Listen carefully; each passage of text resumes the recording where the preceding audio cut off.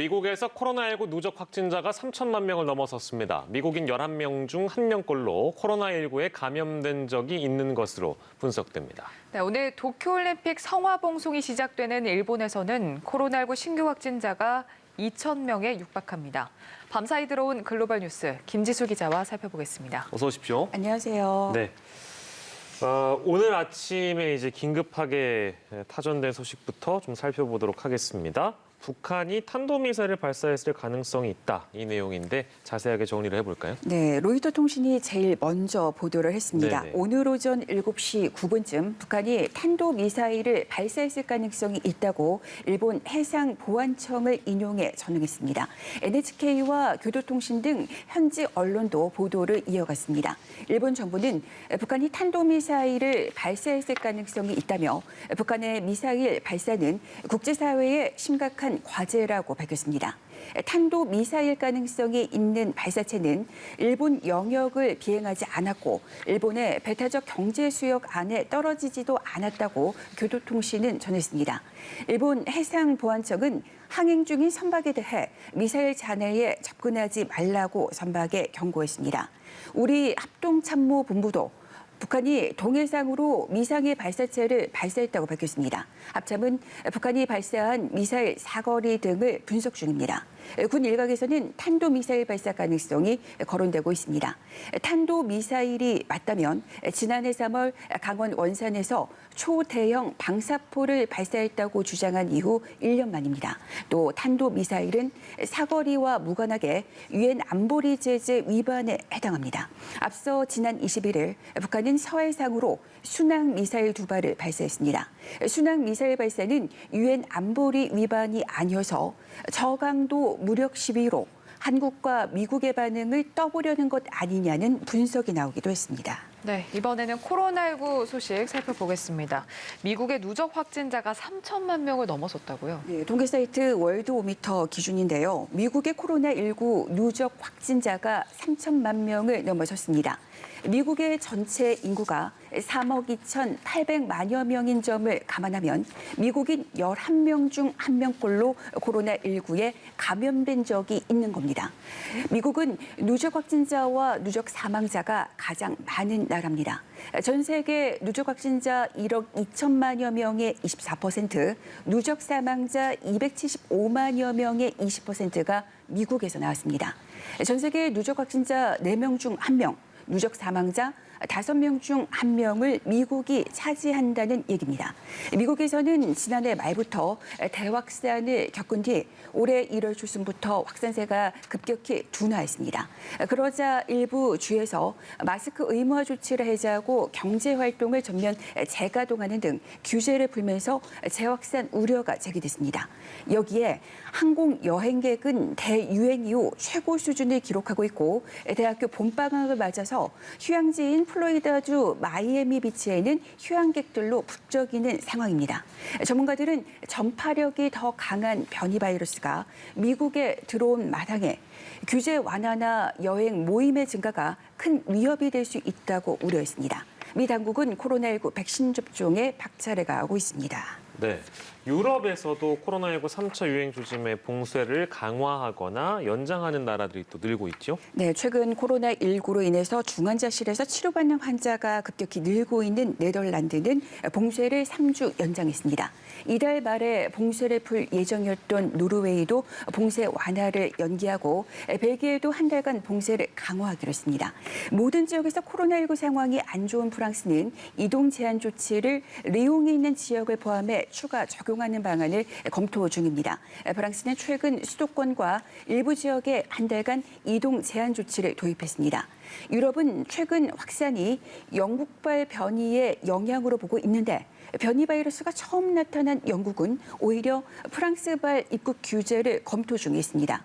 보리스 존슨 총리는 유럽발 변이 바이러스 유입을 막기 위해 프랑스에서 들어오는 트럭 기사들을 대상으로 검사해야 한다고 말했습니다.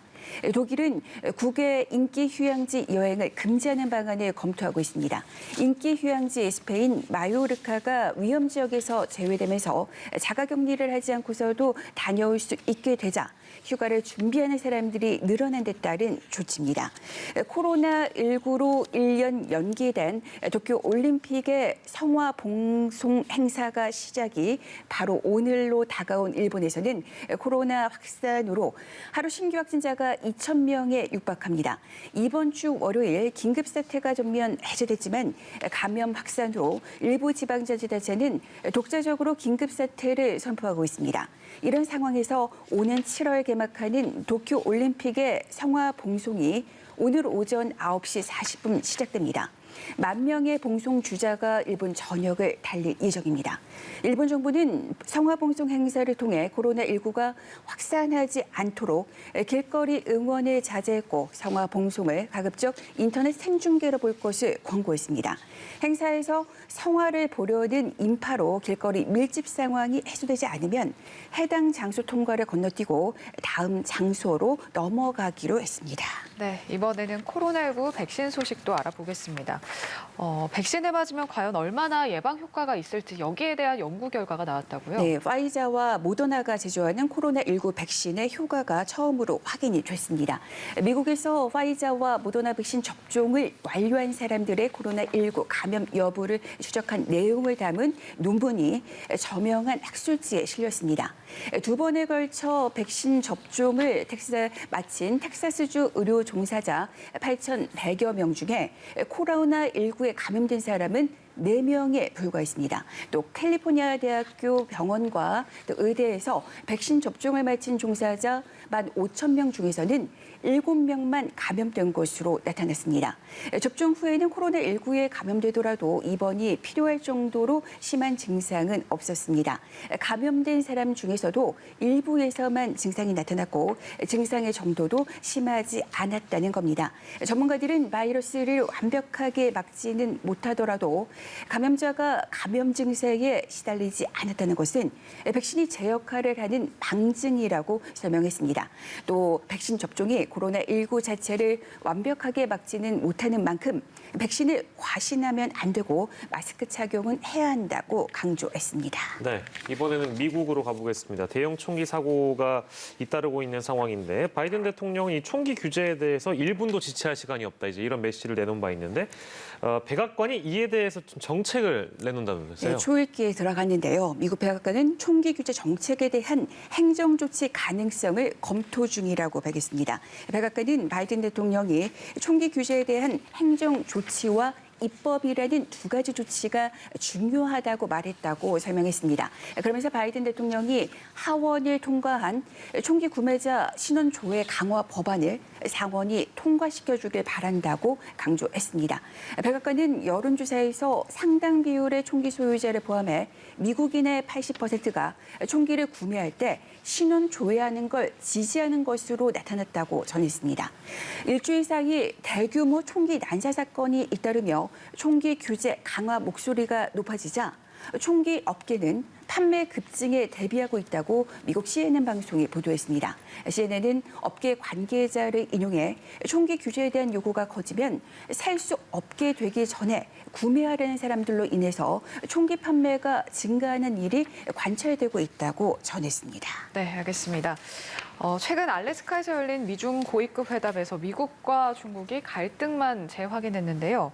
이후에 미국이 서방 국가들과 세력 규합에 나서고 있는데 유럽을 방문한 미 국무장관이 여러 가지 메시지를 내놓고 있다고요. 네, 이제 메시지에 많이들 이제 주목을 하고 있는데요. 토니 블링컨 미 국무장관이 이제 중국이 서방의 민주 국가들을 약화시키려고 하고 있다고 경고하면서도 미국은 동맹국들에게 중국과 미국 가운데 어느 한쪽을 선택하도록 강요하지는 않을 것이라고 밝혔습니다.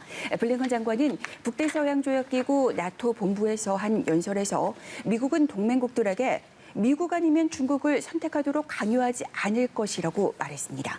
이 같은 발언을 두고 트럼프 전 대통령이 유럽 동맹국들에게 중국에 더 강경한 노선을 취하도록 강제하려고 시도했던 것과는 상당히 달라진 것이라는 평가가 나오고 있습니다. 독일, 프랑스를 비롯한 유럽 국가들은 그동안 미국과 중국 사이에서 전략적인 균형을 유지하려고 노력했습니다.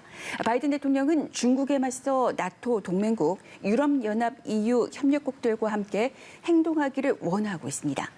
지난 22일에는 미국과 EU, 영국, 캐나다가 중국 신장 지역의 이슬람계 소수민족 위구르족 탄압을 문제 삼아 중국에 대한 제재를 잇따라 발표해 관심을 끌기도 했습니다. 네, 여러 가지 내용들도 오늘도 만나봤습니다. 지금까지 글로벌 브리핑의 김지수 기자였습니다. 고맙습니다. 고맙습니다.